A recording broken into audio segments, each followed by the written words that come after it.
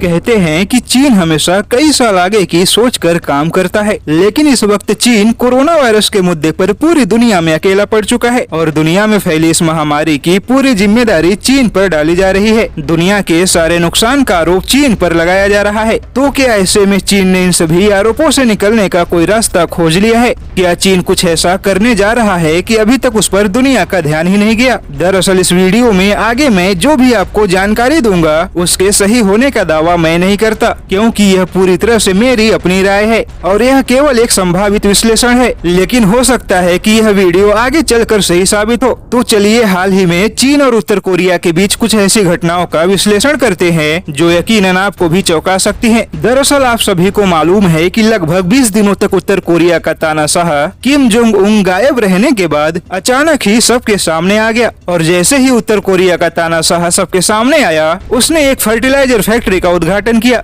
और जैसे ही fertiliser factory का उद्घाटन किया वैसे ही उत्तर कोरिया की सेना ने दक्षिण कोरिया की सेना पर फायरिंग शुरू कर दी। हालांकि माना जाता है कि यह फर्टिलाइजर फैक्ट्री केवल दिखावा है और इस फैक्ट्री के अंदर परमाणु हथियारों को अंजाम दिया जाता है, लेकिन मुद्दा उत्तर कोरिया के फर्टिलाइजर फैक्ट्री का नहीं है। मुद्दा तो यह है कि कहीं ऐसा तो नहीं कि इन सब के पीछे चीन की कोई बहुत बड़ी साजिश है, क्योंकि जब उत्तर कोरिया के तानाशाह किम जोंग उन के मर जाने या फिर बीमार होने के दावे किए जा रहे थे, तब चीन ने 25 अप्रैल को डॉक्टरों की टीम भेजी थी। तो ऐसे में सबसे बड़ा सवाल यह है कि क्या वह सच में डॉक्टरों की ही टीम थी या फिर चीनी सेना के अधिकारी थे जो उत्तर कोरिया को किसी तरह के युद्ध की रणनीति बताने गए थे, क्योंकि इस वक्त चीन कोरोना वायरस को लेकर जिस तरह से घिरा है, ऐसे में अगर उसे इन सब से बाहर निकलना है तो चीन को कोई न कोई ऐसी रणनीति बनानी होगी जिससे पूरी दुनिया का ध्यान कोरोना वायरस से हटकर किसी दूसरे मुद्दे पर चला जाए। और यह मुद्दा उत्तर कोरिया और दक्षिण कोरिया के बीच युद्ध भी हो सकता है, क्योंकि अगर उत्तर कोरिया और दक्षिण कोरिया के बीच युद्ध हुआ तो न केवल दुनिया का ध्यान कोरोना वायरस से हटेगा